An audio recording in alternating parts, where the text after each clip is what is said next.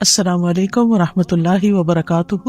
اے اللہ، اے ہمارے رب، تیرے ہی لیے ہر قسم کی تعریف ہے جس سے کہ آسمان بھر جائیں، زمین بھر جائے اور جو کچھ ان دونوں کے درمیان ہے وہ سب بھی، اور اس کے بعد ہر وہ چیز جسے تو چاہے کہ وہ بھر جائے، یعنی تیری تعریف سے بھر جائے۔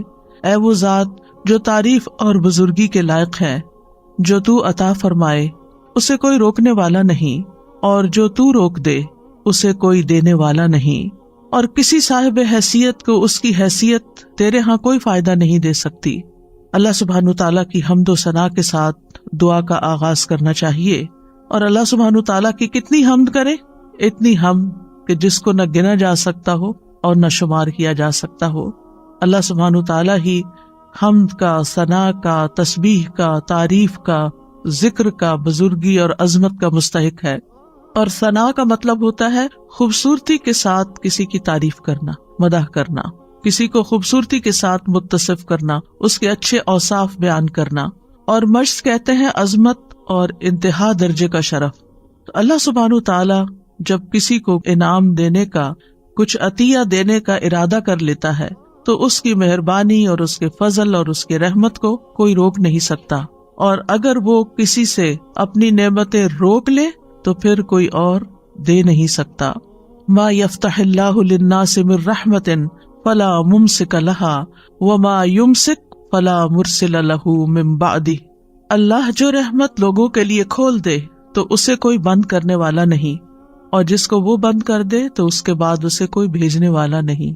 تو اس سے کیا پتہ چلتا ہے کہ ہر چیز کا مالک صرف ایک اکیلا اللہ ہی ہے، وہی سب کچھ کر سکتا ہے۔ لہٰذا اگر ہماری زندگی میں کوئی مشکل ہو، کوئی تکلیف ہو، کوئی پریشانی ہو تو ہمیں کس کی طرف رجوع کرنا چاہیے؟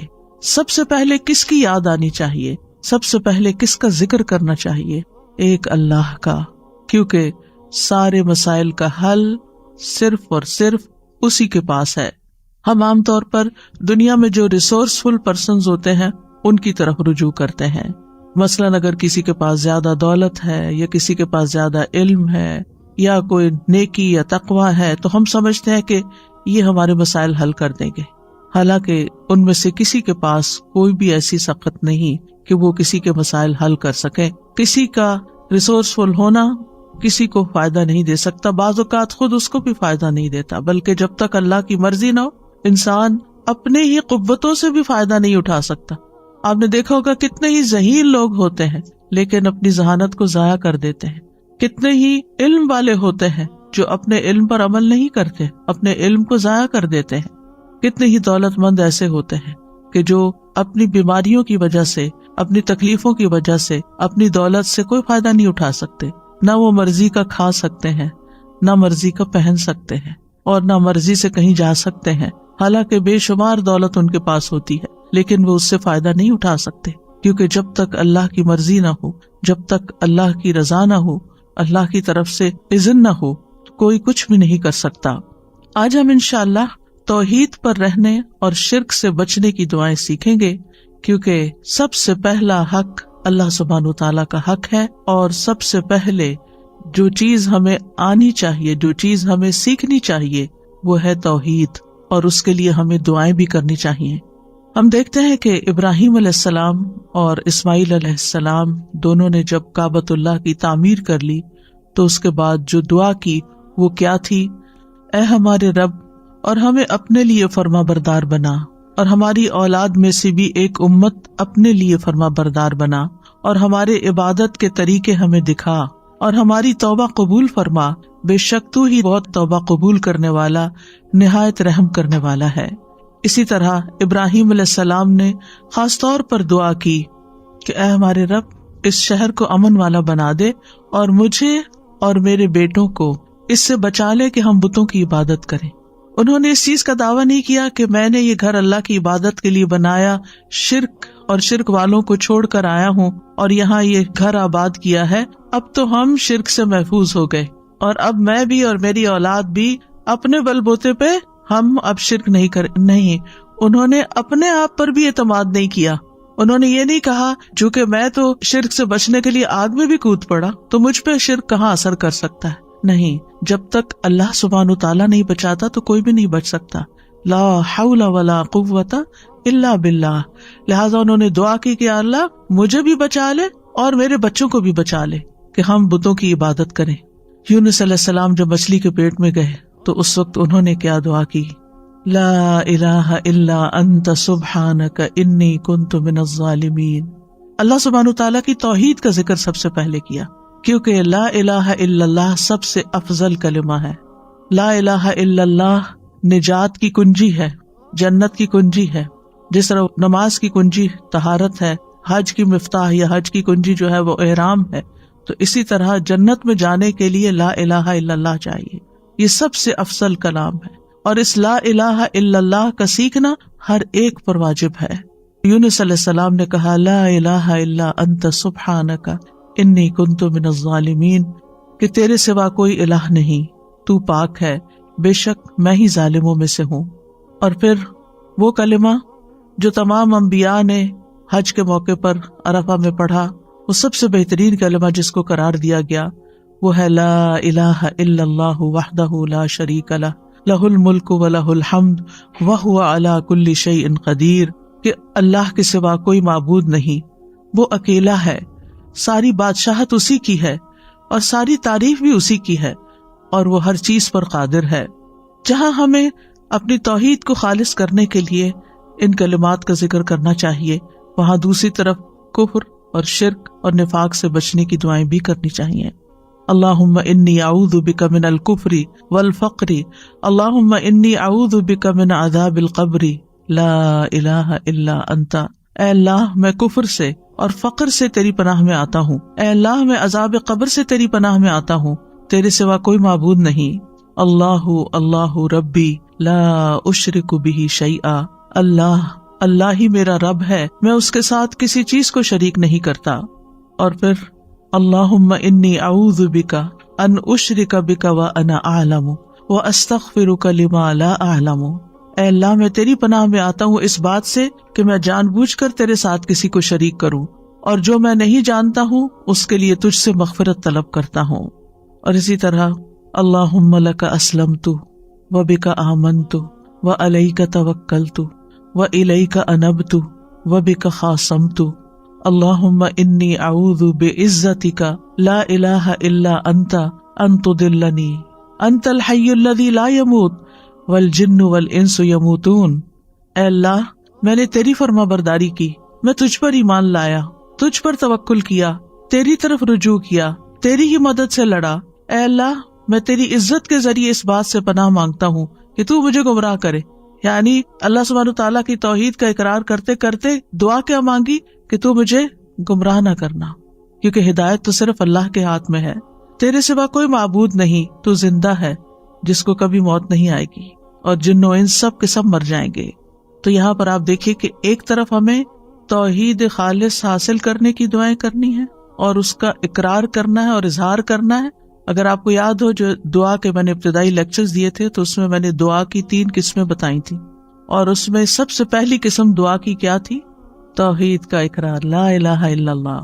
یعنی لا الہ الا اللہ کا اگر آپ تکرار کر رہے ہیں، صرف اپنی توحید کا اظہار کر رہے ہیں، تو یہ سب سے بڑی دعا ہے. یہی دعا ہے کیونکہ آپ اللہ سبحانہ تعالیٰ پر ہی انحصار کر رہے ہیں، اپنا سب کچھ اسی کے سپرد کر رہے ہیں.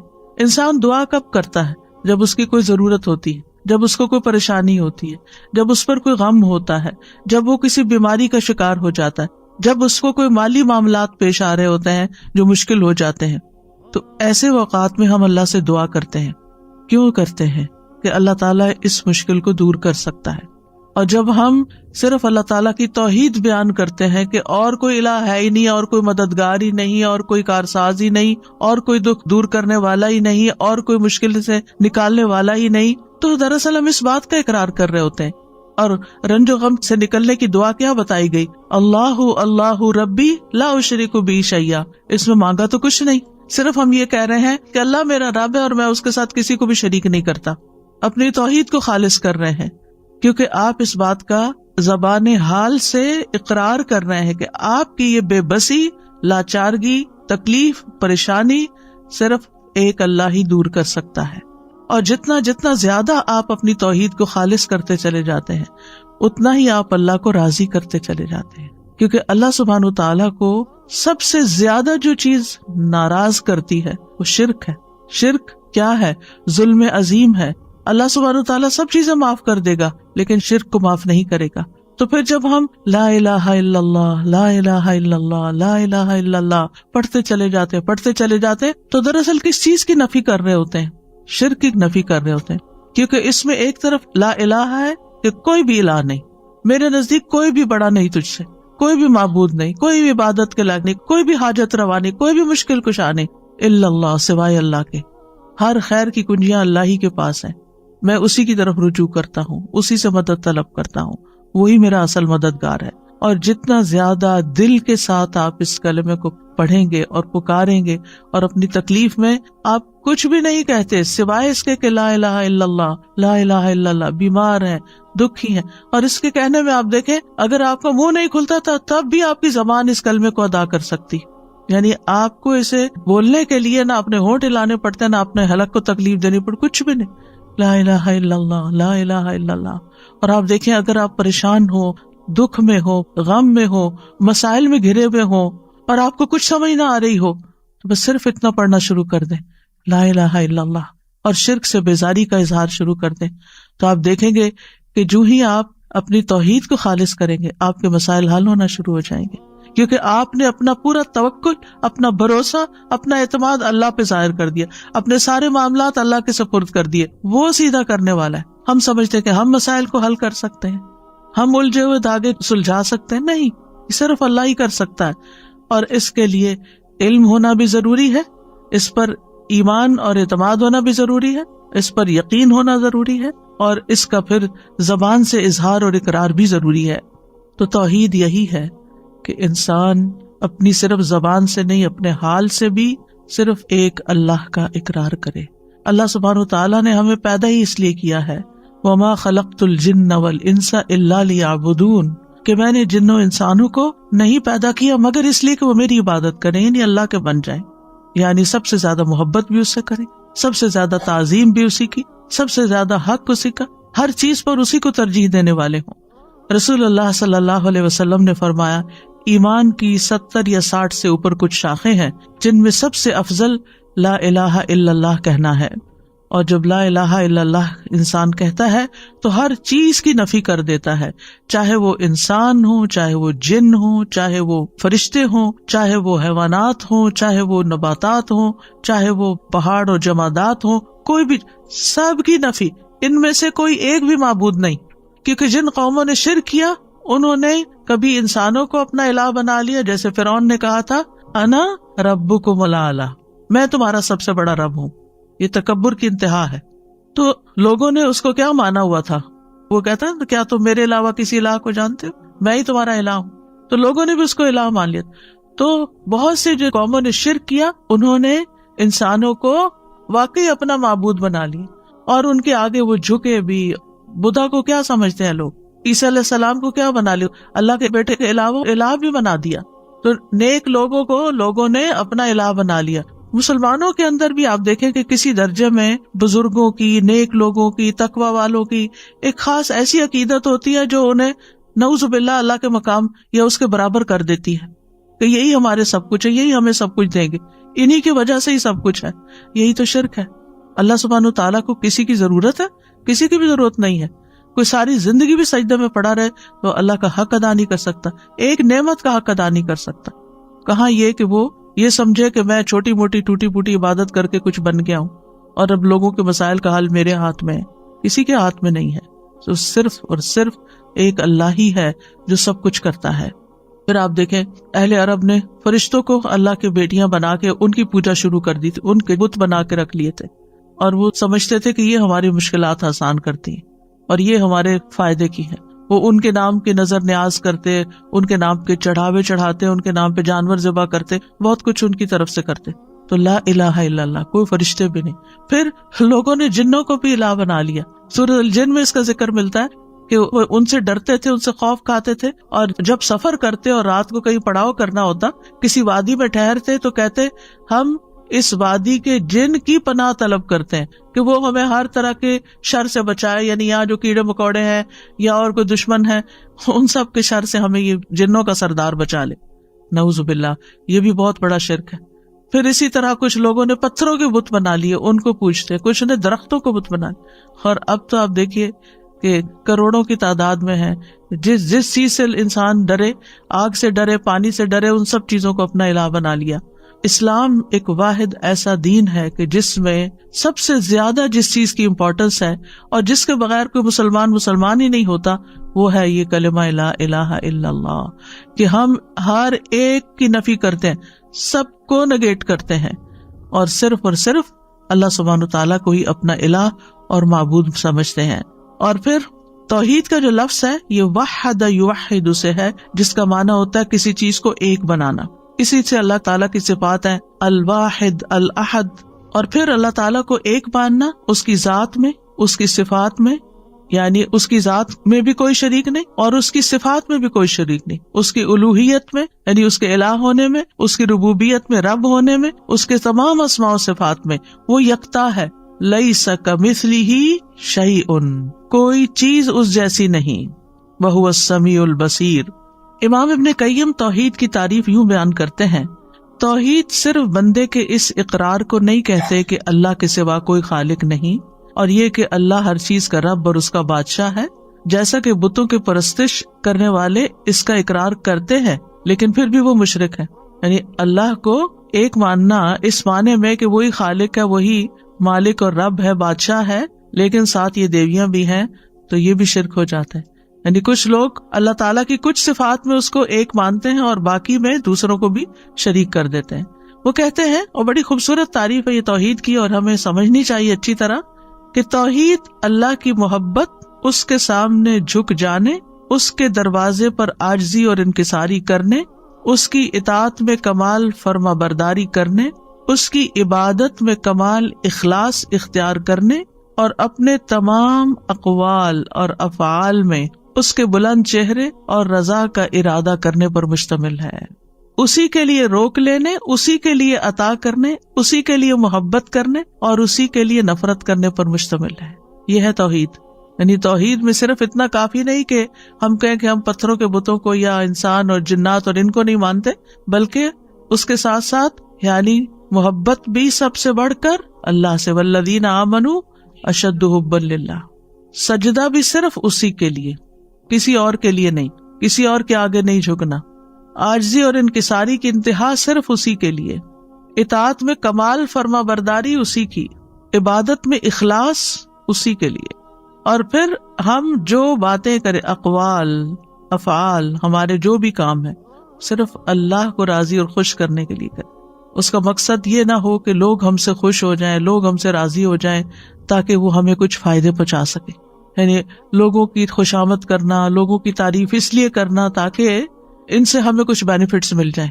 نہیں، جب کسی کو یہ پتا چلتا ہے کہ کوئی اس کی تعریف کسی مقصد کے لیے کر رہا ہے تو کیسا لگتا ہے. یعنی آپ اپنے آپ کو رکھ کے دیکھیں، اگر آپ کو یہ پتا چلے کہ سامنے والا کسی مقصد مطلب کے لیے میری تعریف کر رہا ہے تو آپ کو وہ تعریف کیسے لگے گی؟ گھن آئے گی، بہت بری لگے گی، بیزار ہوں گے آپ اس سے. اس لیے ہمارے دین نے ہمیں اس سے بھی روکا ہے کہ لوگوں کی تعریف یا لوگوں کے ساتھ خیر خواہی یا اچھا اخلاق، ایون جو اسمائل کرنا ہے، یہ سب چیزیں بھی اللہ کے لیے کرو. اس لیے نہیں کرو کہ آپ کو ان سے کوئی فائدہ مل جائے. یعنی وہ بہت سے طریقے بتائے ہوئے ہوتے ہیں کہ آپ یہ اور یہ کام کریں تو پھر آپ کو لوگوں کی محبت حاصل ہو جائے گی. محبت تو اللہ ڈالتا ہے دلوں میں. آپ 100 چیزیں کر لیں، نئی محبت کسی کی لے سکتے، آپ محبت خرید نہیں سکتے. آپ جتنی چاہے کسی کی خدمت کر لیں، جتنی چاہیں کسی کی چاکری کر لیں، لیکن آپ اس کی محبت نہیں لے سکتے جب تک کہ اللہ آپ کے لیے اس کے دل میں محبت نہ ڈالے. ان الذین آمنوا وعملوا الصالحات سیجعل لهم الرحمن ودا. جو اللہ کی طرف رجوع کر لیتے ہیں نا، اللہ کے بن جاتے ہیں، ایمان لے آتے ہیں، نیک عمل کرنے لگتے ہیں، ضرور رحمان لوگوں کے دلوں میں ان کی محبت پیدا کر دے گا. آپ اللہ کے بن جائیں، مخلوق آپ سے محبت خود ہی کرنے لگے گی. بندوں سے محبت کسی مطلب مقصد کے لیے نہ کریں. آپ دیکھیں کہ بعض بچے والدین کی کوئی رسپیکٹ نہیں کرتے، لیکن انہیں جب والدین سے کچھ چاہیے ہوتا ہے تو پھر وہ ان کی کچھ تعریف وغیرہ کر دیتے ہیں. مطلبی محبت، خود غرضی کی محبت، دنیاوی فائدے حاصل کرنے کی محبت نہیں. ہمیں اگر کسی سے محبت بھی کرنا ہے تو صرف اللہ کے لیے، اللہ کو راضی کرنے کے لیے، اللہ سے اجر پانے کے لیے، کیونکہ اس کا بھی اجر ہے. جب ہم اچھے اخلاق سے کسی سے پیش آتے ہیں، ہم کسی کی مدد کرتے ہیں، ہم کسی کی خدمت کرتے ہیں، ہم کسی کے کام آتے ہیں، اور اگر ہم اپنے دل میں یہ دہراتے ہیں یہ میں صرف اللہ کے لیے ہے، اس کا اجر میں اللہ سے چاہتا ہوں، اس کا بدلہ میں اللہ سے چاہتا ہوں، تو آپ دیکھیں گے کہ سامنے والا شکریہ کہے یا نہ کہے، آپ کو دعا دے یا نہ دے، آپ کی تعریف کرے یا نہ کرے، آپ کو بدلہ دے یا نہ دے، نہ آپ کا دل ٹوٹے گا، نہ آپ کا اطمینان اور چین خراب ہوگا، کچھ بھی نہیں ہوگا آپ کو. آپ کتنے مضبوط انسان بن جائیں گے، کیونکہ آپ نے اس کے لیے تو کیا ہی نہیں. آپ نے جس کے لیے کیا اس نے دیکھ لیا، اور اس پر آپ کا پکا یقین ہے کہ اس نے تو بدلہ دینا ہی دینا نا، کیونکہ وہ کسی کا احسان نہیں رکھتا. یعنی ہماری نماز، ان صلاتی و نسکی و محیای و مماتی للہ رب العالمین، پہلی دو باتیں تو سمجھ آتی ہیں، بھئی نماز اللہ کے لیے بھی، سجدہ اللہ کے لیے کرو، قبلے کی طرف رخ کرو، اللہ کا ذکر کرو، قربانی کرتے ہوئے بھی اللہ کا نام لو، یہ تو بات سمجھ میں آتی ہے. لیکن محیای و مماتی، میری زندگی اور موت اللہ کے لیے. جی، پیدائش سے لے کر موت تک کے جتنے بھی کام کر رہے ہو نا، وہ بھی اللہ کے لیے، وہ بھی اللہ کو خوش کرنے کے لیے. بندوں کے پیچھے بھاگنا چھوڑ دو، اللہ کو خوش کرو، اللہ کو راضی کرو، یہی توحید ہے. اور جب اللہ کو راضی کرو گے نا، اللہ سبحانہ وتعالیٰ دفاع بھی کرے گا تمہاری مدد کرے گا. تو تم سوچ بھی نہیں سکتے کہ کس کس تدبیر سے وہ تمہیں فائدہ پہنچائے گا، کہاں کہاں سے. یعنی بعض اوقات ہم کسی چیز کے ضرورت مند ہوتے ہیں، ویسا کوئی بیماری آ گئی ہے، کوئی مصیبت اور تکلیف آ گئی ہے، ہم اس کے لیے دعائیں کر رہے ہوتے ہیں، پھر ہمیں شفا ہو جاتی ہے. ہم سوچتے ہیں یہ ہم نے دعائیں کی تھی نا، وہ میری دعا قبول ہو گئی، پھر اپنے کو کریڈٹ دے رہے ہوتے ہیں، میری دعا سے، آپ کی دعا سے یہ ہوا. یہ کتنا عام جملہ ہے، آپ کی دعا سے یہ فلاں کام ہو گیا. آپ کو کس نے بتایا کہ اس نے واقعی اتنی اچھی دعا کی، اور واقعی دعا کی بھی ہے یا نہیں کی؟ یہ ہم نے ایک تکیہ کلام بنا لیا، آپ کی دعاؤں سے یہ سب کچھ ہو گیا. اگلے کو پتہ بھی نہیں ہوتا کون سی دعائیں، اللہ کی رحمت سے. اور یہ ہو سکتا ہے کہ آپ کی دعا، میری دعا، اس کی دعا، اس کی دعا، اس سے کچھ ہوا ہو، کہ ہمارے پاس کوئی گارنٹی نہیں، ہمارے پاس کوئی یقینی علم نہیں ہے، ہمیں کہاں سے پتا چلا. بات یہ ہے کہ آپ دعا کی بات کریں، آپ کو نہیں معلوم، ہو سکتا ہے آپ نے کسی ایسے وقت میں کسی شدید بھوکے کو کھانا کھلایا ہو، اور آپ کھلا کے بھول چکے ہوں، اور اللہ نے آپ کی وہ نیکی لکھ لی، اور اس وقت جب آپ شدید تکلیف میں تھے تو اس نیکی کا بدلہ آج آپ کو یوں ملا کہ آپ صحت مند ہو گئے.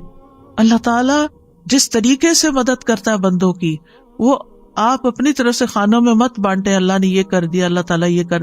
اللہ کے بارے میں وہ باتیں کیوں کہتے ہو جن کا تمہیں علم ہی نہیں؟ یعنی یہ شرک سے بھی بڑی برائی ہے. وَأَن تَقُولُوا عَلَى اللَّهِ مَا لَا تَعْلَمُونَ، کہ تم اللہ کے بارے میں وہ باتیں کرو جن کا تمہیں علم ہی نہیں، تم جانتے بھی نہیں، اپنے پاس سے ہی اللہ کے ذمے لگا رہے ہو چیز. اللہ تعالیٰ سے حسن ظن رکھنا چاہیے، لیکن ہماری ساری زندگی میں توحید ہونی چاہیے. یعنی ہم چاہے نماز پڑھیں، چاہے روزہ رکھیں، اللہ تعالیٰ اسی لیے تو اس کی جزا خود دے گا کہ روزہ اللہ کے لیے ہوتا ہے، یعنی صرف اللہ ہی جانتا ہے کہ ہم نے روزہ رکھا یا نہیں، تو وہی اس کی جزا دے گا. اسی طرح وَأَتِمُّ الْحَجَّ وَالْعُمْرَةَ لِلَّهِ، حج اور عمرہ بھی صرف اللہ کے لیے کرو، اور باقی محیایا و مماتی میں سب کچھ کور ہو جاتا ہے. بندوں کی خدمت، بندوں کے ساتھ حسن سلوک، ان کے برے رویے کے باوجود ان کے ساتھ احسان کا معاملہ کرنا، یہ آپ ایسے تھوڑی کر سکتے. کتنے ہی لوگ ہیں جو کسی کو معاف نہیں کر سکتے. اللہ اکبر، ایسے سنگ دل ہوتے ہیں. ٹھیک ہے، لوگوں کی بڑی بڑی زیادتیاں ہوتی ہیں، لیکن اسوہ حسنہ کیا کہتا ہے؟ نبی صلی اللہ علیہ وسلم کی سنت کیا کہتی ہے؟ اگر وہ لوگوں کو معاف نہ کرتے تو کیا ایسے دین پھیلتا؟ انہوں نے معاف کیا، کس کے لیے؟ اللہ کے. صبر کیا، کس کے لیے؟ وَلِرَبِّكَ فَاصْبِرْ.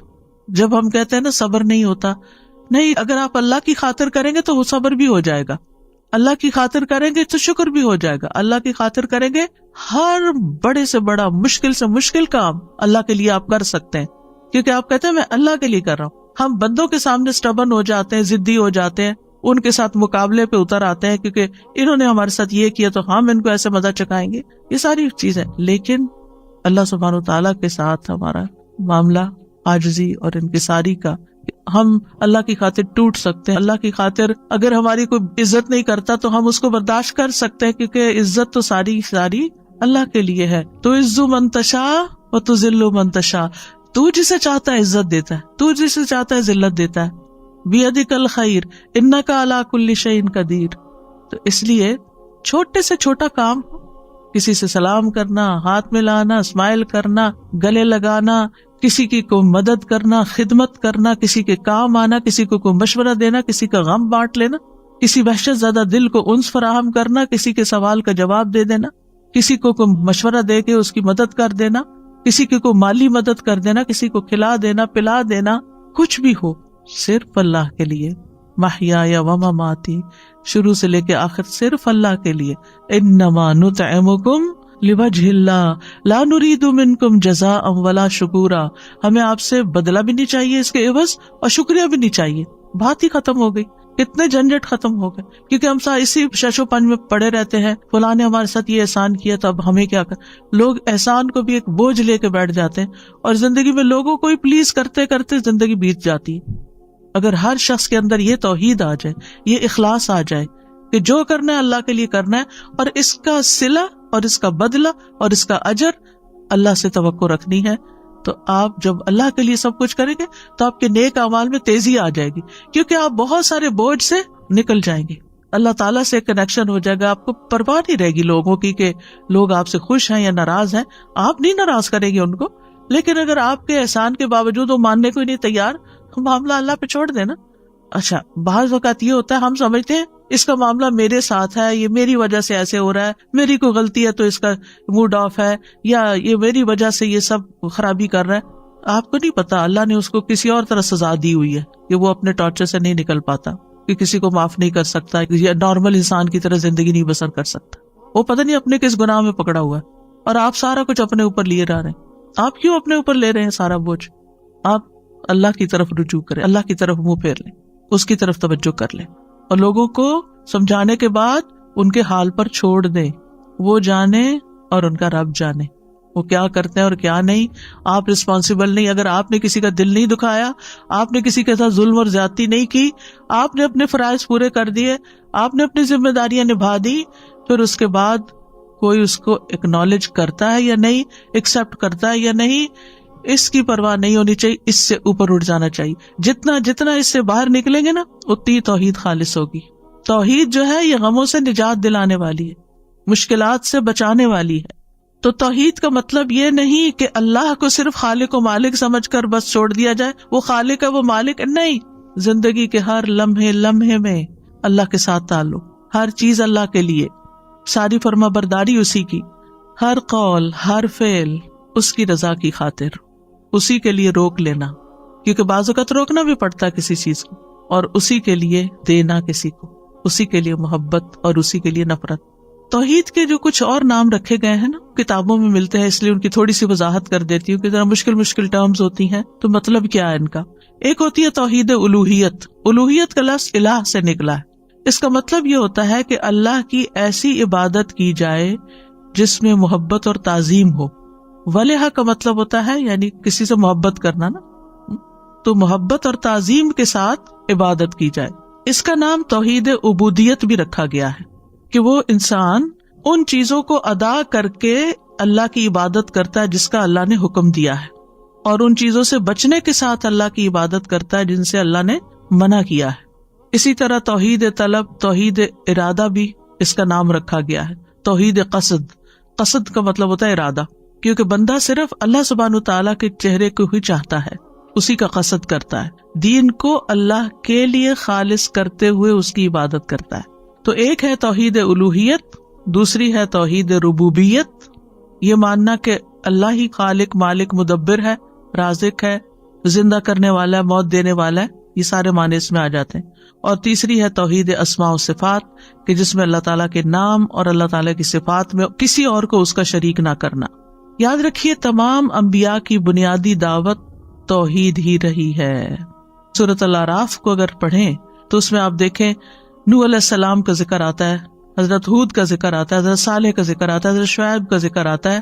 سب کا ذکر کرنے کے بعد ایک ہی عبارت آتی ہے، فقال یا قوم اعبدوا اللہ ما لکم من الہ غیرہ، یا قوم اعبدوا اللہ ما لکم من الہ غیرہ، یا قوم اعبدوا اللہ ما لکم من الہ غیرہ، یا قوم اعبدوا اللہ ما لکم من الہ غیرہ.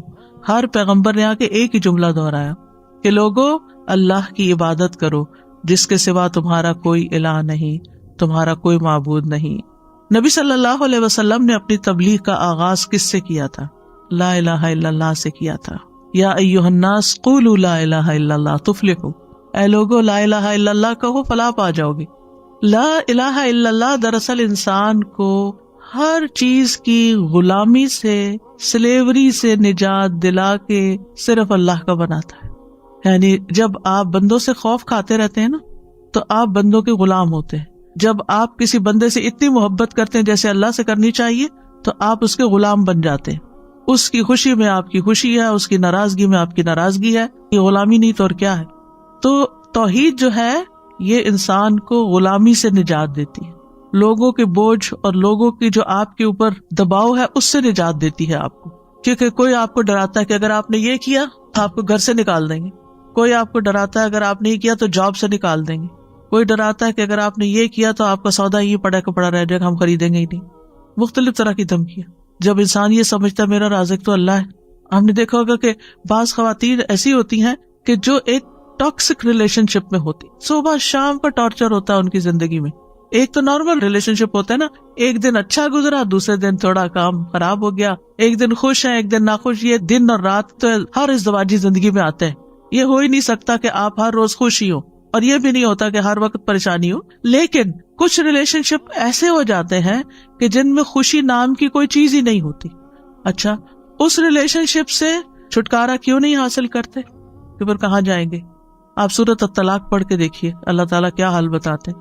سیجعل اللہ بعد عسر یسرا، اللہ تنگی کے بعد آسانی میں پیدا کر دے گا. لیکن کیوں اپنے آپ کو قتل کرتے ہو؟ کیوں اپنے آپ کو یعنی مصیبت میں ڈالا ہوا ہے؟ تو بہت سی چیزیں ایسی ہوتی ہیں ہماری زندگی میں جن میں ہم صرف اس ڈر سے کہ اگر یہاں سے میری جاب گئی تو بس میں گیا، اتنی اچھی جاب شاید مجھے کہیں نہ ملے، اس لیے میں نماز پڑھنے کی بھی اجازت نہیں مانگتا، جمعہ بھی نہیں پڑھتا کیونکہ یہ بہت میری پسند کی جاب ہے. نہیں، آپ کو اپنے رب کے پاس بھی واپس جانا ہے اور وہاں پہلا سوال نمازی کا ہونا ہے. تو اس لیے آپ کو وہ بھی سوچ کے رکھنا ہے رازق کون ہے. آپ کا امپلائر نہیں ہے، اللہ رازق ہے. اللہ کی زمین وسیع ہے. کیا جب آپ پیدا ہوئے تھے تو آپ کو پتا تھا کہ آپ کینیڈا میں آ کے یہاں کا پانی پیئیں گے اور یہاں کا رزق کھائیں گے؟ کس نے آپ کی قسمت میں یہ لکھا ہوا تھا؟ اللہ نے لکھا ہوا تھا. ٹھیک ہے، اسباب انسان اختیار کرتا ہے، لیکن اصل تو پلاننگ اللہ کی ہوتی ہے کہ کس کو کہاں سے رزق دینا ہے، کیونکہ یہ ذمہ اس نے لیا ہوا ہے اپنے اوپر. لیکن ہم انہی چیزوں کے اندر پریشان رہتے ہیں. ٹھیک ہے، پریشانی اپنی جگہ ہوتی ہے، میں نہیں کہتی کہ پریشانی نہیں ہوتی یا بالکل پریشان نہیں ہونا چاہیے، یہ بھی اللہ کی طرف سے ایک انسان کے اوپر کیفیت آتی ہے.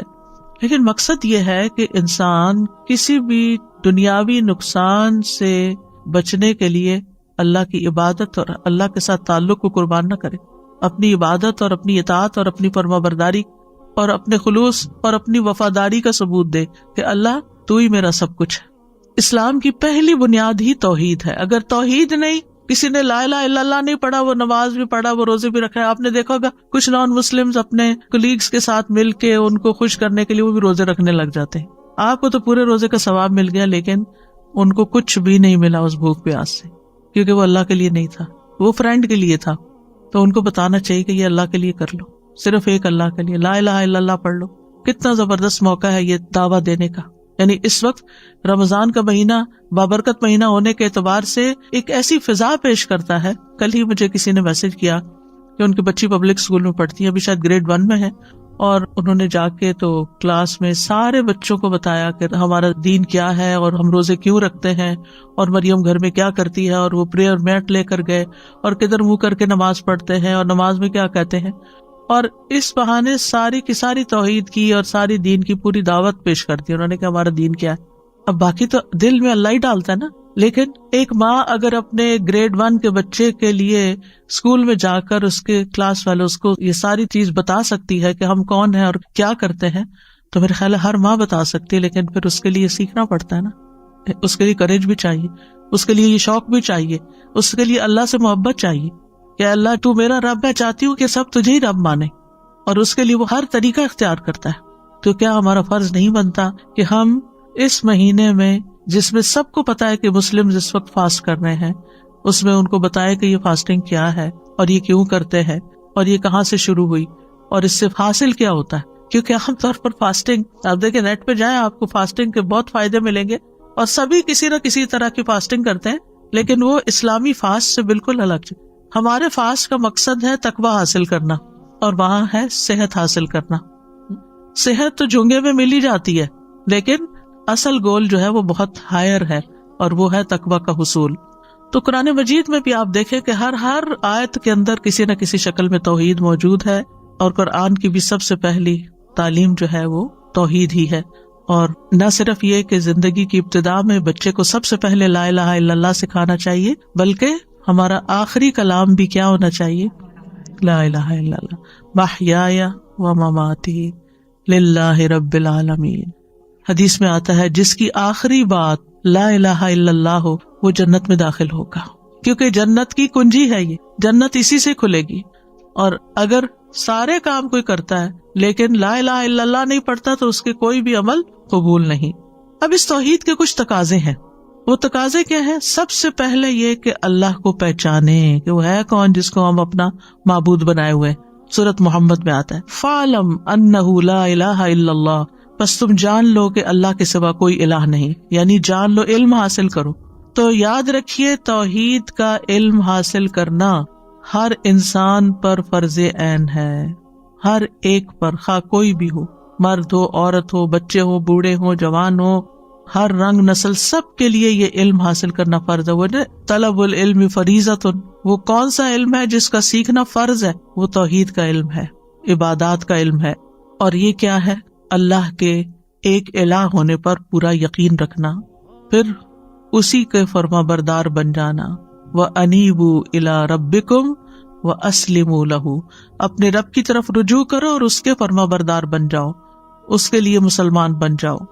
اللہ اور اس کے رسول کی اطاعت کرنا، اطیعوا اللہ ورسولہ ان کنتم مؤمنین، اللہ کے لیے خالص ہونا، فاعبد اللہ مخلصا لہ الدین، سب سے بڑھ کر اللہ سے محبت ہونا، لوگوں کی بجائے اللہ سے ڈرنا، لوگوں کی بجائے اللہ سے ڈرنا، کیونکہ انسان جس سے ڈرتا ہے نا اسی کی مرضی کے کام شروع کر دیتا ہے۔ اگر ہم اللہ سے ڈرتے ہیں تو پھر اللہ کی عبادت کریں گے، اللہ ہی کی اطاعت کریں گے، اللہ تعالیٰ کے احکامات پر عمل کریں گے، اور جن چیزوں سے وہ روکتا ہے ان سے رک جائیں گے۔ پھر توحید کیا ہے؟ اختلافات میں اسی کی طرف رجوع کرنا۔ توحید یہ ہے کہ ہر معاملے میں، ہر مشکل میں اللہ کو کافی سمجھنا، وَتَوَكَّلْ عَلَى اللَّهِ وَكَفَى بِاللَّهِ وَكِيلًا، اسی پر بھروسہ کرنا، اسی کو اپنا مددگار سمجھنا۔ اور زندگی کے ہر معاملے میں ہمیں توکل کی ضرورت پیش آتی ہے۔ اب دیکھیں کہ بعض لوگ اپنے توہمات کی وجہ سے کہ کل کیا ہوگا، کل یہ نہ ہو جائے، کل وہ نہ ہو جائے، سب کچھ ہوتے ہوئے بھی خوف کا شکار رہتے ہیں اور اللہ پہ بھروسہ نہیں کرتے۔ صدقہ کیوں نہیں کرتے؟ کہ پیسہ جمع کر کے رکھنا ہے کہ بڑھاپے میں کام آئے گا۔ آپ سوچئے کہ کیا صدقہ بلاؤں کو نہیں ڈالتا؟ ٹھیک ہے، آپ اپنے لیے سیونگ بھی کریں، لیکن اس کے ساتھ ساتھ صرف اپنے ہاتھ میں سیونگ نہیں کریں، کچھ سیونگ اللہ کے پاس بھی کر لیں کہ جہاں سے مسائل نے حل ہونا ہے۔ آج آپ دوسروں کے لیے کریں، کل اللہ تعالیٰ آپ کے لیے اسباب پیدا کر دے گا، اور اگر اللہ نے اسباب نہ پیدا کی تو آپ کے پیسے تجوریوں میں رہ جائیں گے، آپ کے کام پھر بھی نہیں آنے والے، وہ اور لے جائیں گے۔ کتنے ہی بوڑھے لوگ ایسے ہیں کہ جن کے پیسے بینکس میں رہ گئے، وہ دنیا سے چلے گئے اور ان کے گھر بھی چلے گئے، کوئی چیز کام نہ آئی، کوئی والی وارث نہ تھا پیچھے۔ تو اصل عقل مند انسان وہ ہے کہ جو اللہ پر بھروسہ کرتے ہوئے اللہ کی عبادت بھی کرتا ہے، اور جن چیزوں سے اللہ تعالیٰ خوش ہوتا ہے وہ کام بھی خوشی سے کرتا چلا جاتا ہے۔ اللہ سے راضی رہنا یہ بھی توحید کا حصہ ہے۔ ایک روایت میں آتا ہے، ابو سعید کہتے ہیں رسول اللہ صلی اللہ علیہ وسلم نے فرمایا، اے ابو سعید، جو اللہ کے رب ہونے پر، اسلام کے دین ہونے پر اور محمد صلی اللہ علیہ وسلم کے نبی ہونے پر راضی ہو گیا، اس کے لیے جنت واجب ہو گئی۔ پھر توحید میں سے یہ ہے کہ ساری نعمتوں کا شکر اللہ کے لیے، وَاشْكُرُوا نِعْمَتَ اللَّهِ إِن كُنتُمْ إِيَّاهُ تَعْبُدُونَ، ہر نعمت پر شکر گزار ہونا، پھر اس کے فیصلوں کو تسلیم کر لینا۔ قُلْ لَن يُصِيبَنَا إِلَّا مَا كَتَبَ اللَّهُ لَنَا، آپ ان سے کہیے ہمیں اگر کوئی مصیبت آئے گی تو وہی آئے گی جو اللہ نے ہمارے مقدر کی ہے، یعنی تقدیر پر اطمینان ہونا، اللہ کی تقدیر سے راضی ہونا، یہ بھی توحید کا سبق ہے۔ اس کے برعکس کیا ہے؟ شرک۔ شرک کا کیا مطلب ہے؟ اللہ کے ساتھ ایک یا ایک سے زیادہ کوئی ہمسر برابر کا ند یا شریک بنانا، جیسے عبادات میں، قربانی میں، مدد طلب کرنے میں، شفاعت میں، یا دعا کی قبولیت میں، یا ربوبیت میں اللہ کے ساتھ کسی کو شریک کرنا، یعنی اللہ کے سوا کسی اور کی عبادت کرنا یا اس کو اپنا حاجت روا مشکل کشا سمجھنا. ہماری توحید اس بات کا تقاضا کرتی ہے کہ ہم اس بات پر ایمان رکھیں کہ اللہ ایک ہے اور اس کا کوئی بھی شریک نہیں ہے، نہ اس کی کوئی اولاد ہے، نہ اس کی بادشاہت میں کوئی شریک ہے. سورۃ بنی اسرائیل میں آتا ہے وَقُلِ الْحَمْدُ لِلَّهِ الَّذِي لَمْ يَتَّخِذْ وَلَدًا وَلَمْ يَكُنْ لَهُ شَرِيكٌ فِي الْمُلْكِ وَلَمْ يَكُنْ لَهُ وَلِيٌّ مِّنَ الذُّلِّ وَكَبِّرْهُ تَكْبِيرًا. اور کہہ دیجئے سب تعریف اللہ کے لیے ہے جس نے نہ کوئی اولاد بنائی، نہ بادشاہی میں اس کا کوئی شریک ہے، اور نہ عاجز ہو جانے کی وجہ سے اس کا کوئی مددگار ہے. اور اس کی بڑائی بیان کرو، خوب بڑائی بیان کرنا. ہم بندوں کی بڑائیاں بیان کرتے ہوئے نہیں تھکتے. کبھی زندگی میں اللہ کی بھی ایسی بڑائی بیان کی؟ اپنے آپ سے ہمیں پوچھنا چاہیے. تو توحید کیا ہے؟ صرف اللہ کی بڑائی بیان کرنا. اور شرک کی اقسام میں ایک فعلی شرک ہوتا ہے، جیسے نجومیوں کے پاس جانا، تعویذ لٹکانا، منکے لٹکانا، جسم کی حفاظت یا گھر وغیرہ کو حسد اور نظر سے بچانے کے لیے کچھ لٹکانا. آپ نے دیکھو کہ کچھ لوگ اپنے گلے میں یا ہاتھ میں ایک آئی بنی ہوتی ہے، بلو آئی اس کو کہتے ہیں، شاید بلو آئی، وہ پہن کے رکھتے. انا للہ و انا الیہ راجعون. کیا یہ بلو آئی ہمیں نظر اور حسد سے بچا لے گی؟ ہرگز نہیں. یہ عقیدہ رکھنا شرک ہے. کئی لوگ گھر میں بھی شاید لٹکاتے ہیں، مجھے علم نہیں، کچھ یاد ایسے پڑتا ہے کہ گھر میں لٹکاتے ہیں. اور اس کے علاوہ بھی کچھ چیزیں لٹکاتے ہیں کہ جس سے یہ سمجھتے ہیں کہ اس کے لٹکنے سے نظر نہیں لگے گی، حسد نہیں ہوگا. کچھ لوگ کالی چیز شاید لٹکاتے ہیں. یہاں تو میں نے نہیں دیکھا، لیکن پاکستان میں گاڑیوں کے پیچھے کسی نے میری توجہ دلائی کہ آپ نے یہ گاڑی کے پیچھے لٹکتے ہوئے دیکھا. میں نے کہا لوگوں نے ڈیکوریشن وغیرہ کوئی کی ہوئی ہے اپنی، جیسے عورتیں پیچھے پراندہ لٹکاتی ہیں، تو ہو سکتا ہے کہ یہ بھی کوئی فیشن ہو، رواج ہو. مجھے تو پتہ ہی نہیں تھا. تو انہوں نے بتایا کہ نہیں، یہ اس لیے لٹکاتے ہیں کہ نظر نہ لگے. کچھ لوگ بچوں کو تل لگا دیتے ہیں، کالا تل، اس لیے کہ نظر نہ لگے. کیونکہ وہ آتا نا حدیث میں کہ شرک جو ہے سیاہ رات میں سیاہ پتھر پر سیاہ چیونٹی سے بھی زیادہ خفیہ ہے، پتہ ہی نہیں چلتا کہاں سے داخل ہو جاتا ہے، ہمیں علم ہی نہیں ہوتا. آپ سوچئے کہ وہ تل کہاں سے بچائے گا، کتنی حماقت کی بات. لیکن میرا خیال ہے اتنی اکثریت میں یہ چیز ہے. میرے بہت دفعہ اپنے آس پاس بھی یہ چیز دیکھی اور میں سمجھتی تھی کہ خوبصورتی کے لیے لگاتے. منکے پہنتے ہیں، ہاتھوں میں کڑے پہنتے ہیں، دھاگے لٹکاتے ہیں، انگوٹھیاں کچھ ایسی پہنتے ہیں کہ جن کے بارے میں یہ تصور ہوتا ہے کہ سلیمانی انگوٹھی ہے شاید، بازو پہ کچھ باندھتے ہیں. تو یہ ساری چیزیں کیا ہیں؟ یہ من گھڑت عقیدے، خود سے ہی گڑھ لیا ہم نے، توہمات ہیں، سپرسٹیشنز ہیں، ان کی کوئی حقیقت نہیں ہے، اور اس کے پیچھے ہم اپنا دین ایمان خراب کر رہے ہیں. تو ہمیں یہ جاننے اور سیکھنے کی ضرورت ہے کہ یہ شرکیہ افعال ہیں. پھر لوگ شادی بیاہ کا مسئلہ ہو تو نجومیوں کے پاس چلے جاتے ہیں، بابا جی کے پاس چلے جاتے ہیں کہ آپ بتائیں کہ یہ رشتہ کامیاب ہوگا یا نہیں. اللہ نے آپ کو نہیں عقل دی کہ آپ خود بھی سوچیں کہ آپ کے بچے کا مزاج کیا ہے، دوسرے کا کیا ہے، کچھ کمپیٹیبلٹی ہے یا نہیں ہے. اور سب سے بڑی بنیاد تو دین ہی ہے. پھر اسی طرح کچھ لوگ اپنی حاجتیں اور مقصد پورا کرنے کے لیے قبروں پہ جاتے ہیں، قبروں پہ ہاتھ پھیرتے ہیں، ان کا طواف کرتے ہیں، ان کو چومتے ہیں جا کے وہ در و دیوار کو، کچھ وہاں جا کے سجدہ بھی کر دیتے ہیں.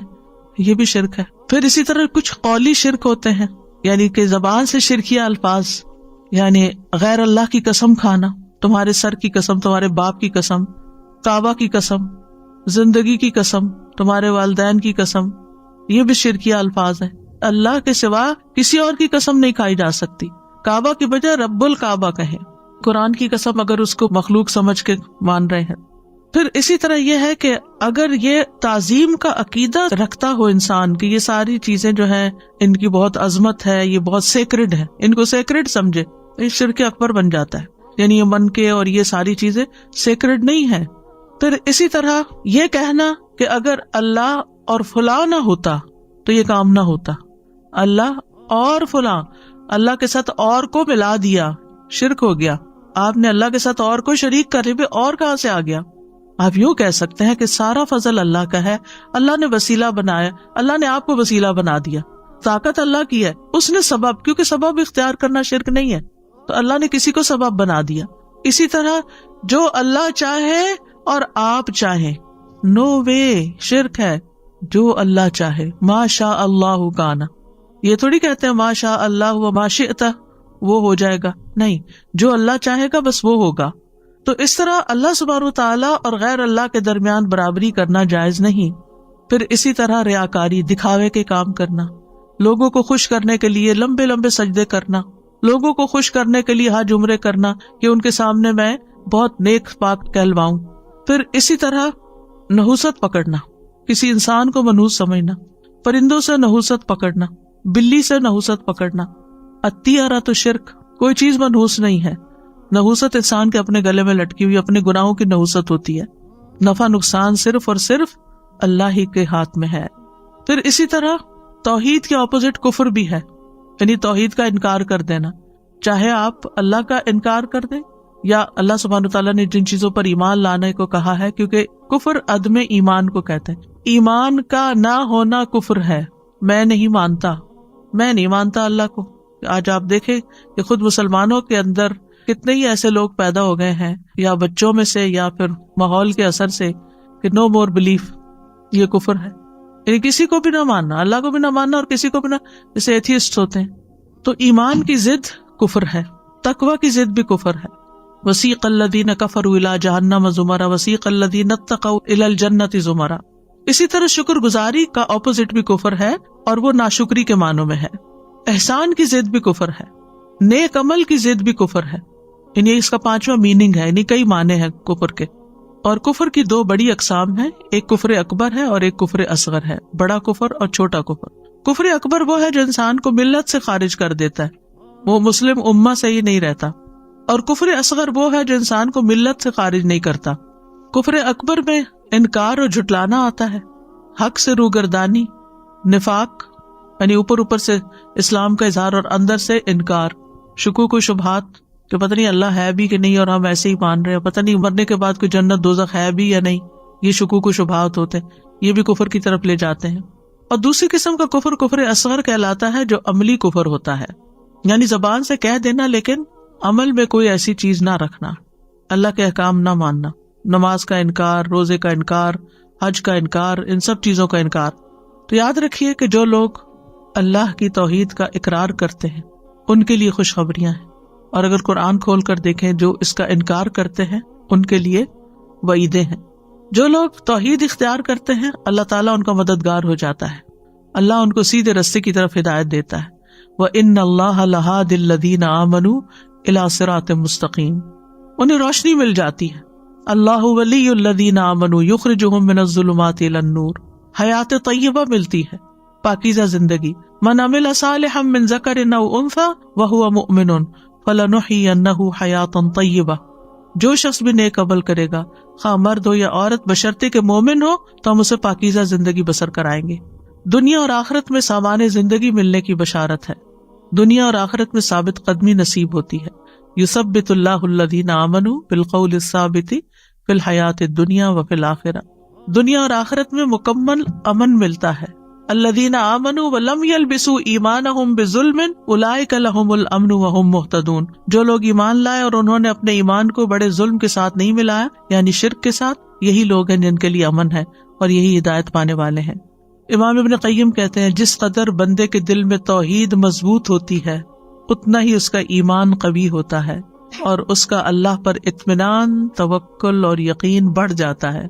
قل هو اللہ احد اگرچہ حروف کم ہیں لیکن یہ ثلث قرآن کے برابر ہے، 1/3 آف قرآن کے برابر ہے، کیونکہ اس میں اللہ کی توحید کا بیان ہے.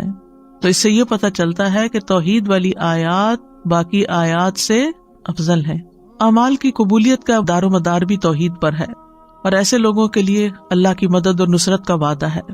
دل اور روح کی پاکیزگی بھی توحید سے ہے. توحید ہی کی بنا پر، لا الہ الا اللہ کی بنا پر نبی صلی اللہ علیہ وسلم کی شفاعت ملے گی، گناہوں کی بخشش ہوگی. کبیرہ گناہوں کے باوجود بخشش ہو جائے گی.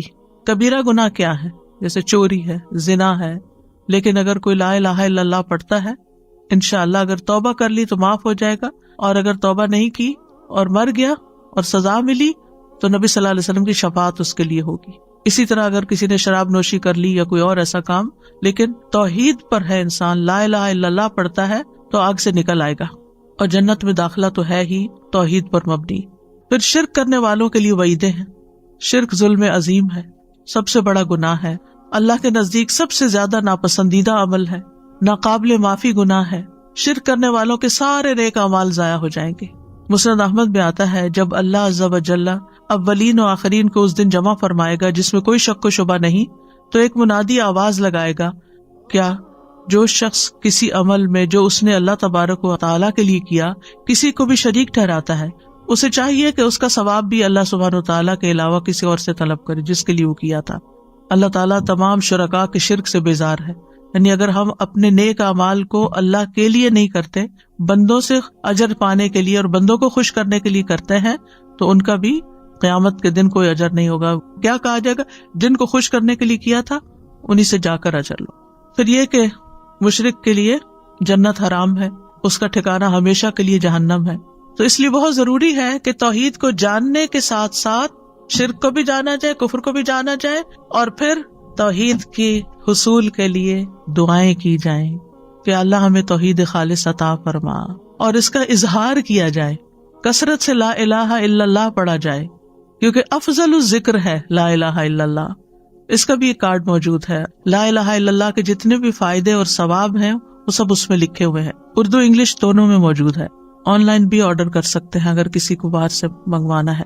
پھر آپ دیکھیے کہ لا الہ الا انت سبحانک انی کنت من الظالمین، یہ کلمہ توحید تھا جس کی وجہ سے اللہ تعالیٰ نے حضرت یونس علیہ السلام کو مچھلی کے پیٹ سے نکال دیا اور ان کی توبہ قبول کر لی، اور جو بھی یہ دعا پڑھے اللہ تعالیٰ اس کو بھی غم سے نکالے گا۔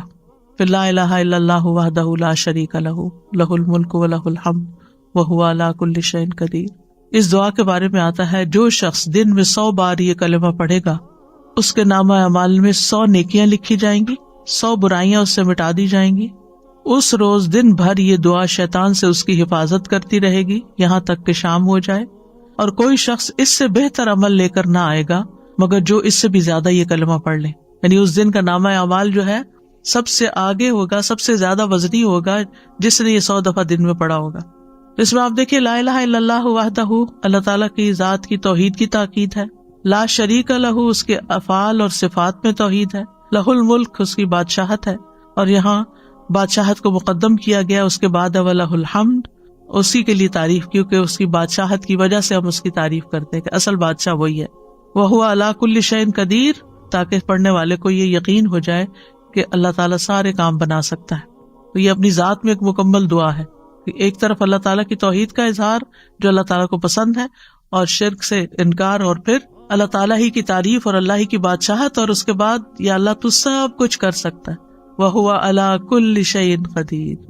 مختصر سی دعا ہے لیکن اللہ تعالیٰ کے نزدیک پسندیدہ کلمہ ہے۔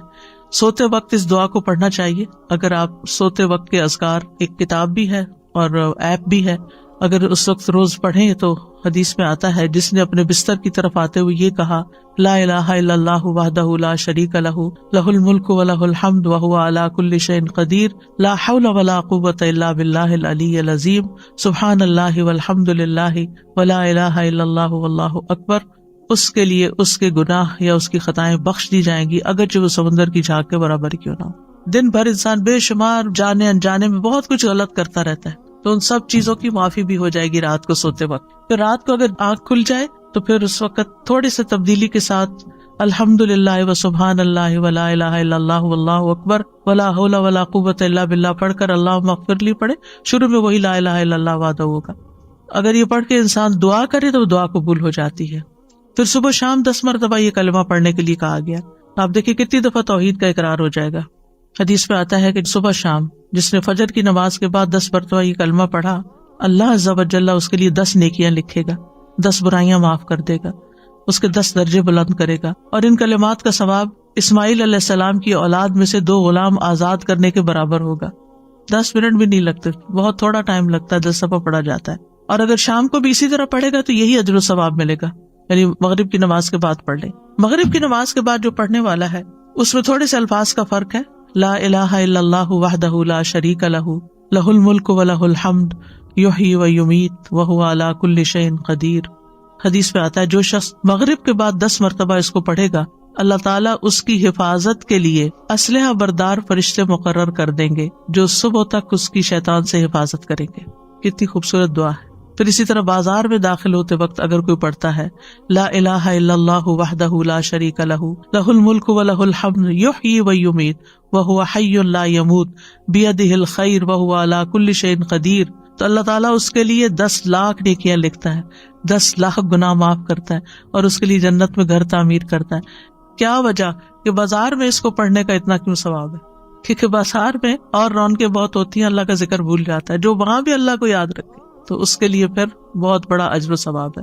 عرفہ کے دن نبی صلی اللہ علیہ وسلم نے فرمایا بہترین دعا وہ ہے جو عرفات کے دن مانگی جائے، بہترین دعا وہ ہے جو عرفات کے دن مانگی جائے، اور میرا اور پچھلے تمام انبیاء کا بہترین قول یہ ہے لا الہ الا اللہ وحدہ لا شریک لہ لہ الملک ولہ الحمد وہو علی کل شیء قدیر۔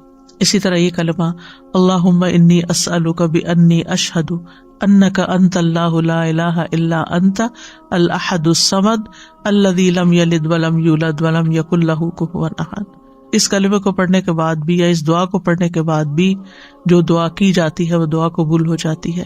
تو اللہ تعالیٰ سے دعا ہے کہ اللہ سبحانہ وتعالی ہمیں ایمان کی محبت عطا کرے۔ اللہم حبب الینا الایمان وزینہ فی قلوبنا وکرہ الینا الکفر والفسوق والعصیان واجعلنا من الراشدین۔ اللہم توفنا مسلمین واحینا مسلمین والحقنا بالصالحین غیر خزایا ولا مفتونین۔ اللہم زیننا بزینۃ الایمان، اللہم زیننا بزینۃ الایمان، اللہم زیننا بزینۃ الایمان واجعلنا ھداۃ مہتدین، واجعلنا ھداۃ مہتدین۔ اللہم انی اسألک ایمانا لا یرتد ونعیما لا ینفد ومرافقۃ محمد صلی اللہ علیہ وسلم فی اعلی جنت الخلد۔ اے اللہ میں تجھ سے ایسے ایمان کا سوال کرتا ہوں جو مضبوط اور قوی ہو اور اس میں کوئی شک اور تردد نہ ہو، اور مجھے تو مرتد ہونے سے محفوظ رکھ کہ کہیں میں کفر کی طرف نہ پھر جاؤں۔ اور یہ ایمان کا حصول اور توحید کا حصول جو ہے یہ افضل اعمال میں سے ہے۔ اللہم انی اعوذ بک من الکفر والفقر، واللہم انی اعوذ بک من عذاب القبر لا الہ الا انت، اللہ اللہ ربی لا اشرک بہ شیئا، اللہ اللہ ربی لا اشرک بہ شیئا، اللہ اللہ ربی لا اشرک بہ شیئا۔ چھوٹی سی دعا ہے، یاد کرنے میں کوئی مشکل نہیں۔ اگر آپ کسی بھی غم، کسی بھی تکلیف، کسی بھی پریشانی کا شکار ہے تو سارے کام چھوڑ کے بیٹھ جائیے اور توجہ کے ساتھ یہ دعا پڑھنا شروع کر دیں، اللہ سبحانہ وتعالی مشکل آسان کر دے گا۔ شرط ہے توجہ کے ساتھ پڑھنا۔ اللہم انی اعوذ بک من ان اشرک بک وانا اعلم واستغفرک لما لا اعلم۔ اے اللہ میں تیری پناہ چاہتا ہوں اس بات سے کہ میں جان بوجھ کر تیرے ساتھ کسی کو شریک کروں، اور جو میں نہیں جانتا ہوں اس کے لیے تجھ سے مغفرت کا طالب ہوں، یعنی جو شرک میں نے بھولے میں کر لیا یا اللہ تو اس کو معاف کر دے، کیونکہ شرک کا گناہ جو ہے معافی مانگے بغیر معاف نہیں ہوتا۔ اللہم لک اسلمت وبک آمنت وعلیک توکلت والیک انبت وبک خاصمت۔ اللہم انی اعوذ بعزتک لا الہ الا انت ان تضلنی، انت الحی الذی لا یموت والجن والانس یموتون۔ اے اللہ میں تجھ پر اسلام لایا، تجھ پر ایمان لایا، تجھ پر توکل کیا، تیری طرف رجوع کیا، تیری ہی مدد سے لڑا۔ اے اللہ میں تیری عزت کے ذریعے اس بات سے پناہ مانگتا ہوں کہ تو مجھے گمراہ کر دے، تیرے سوا کوئی معبود نہیں، تو زندہ ہے جسے موت نہیں، اور جن و انس سب کے سب مر جائیں گے۔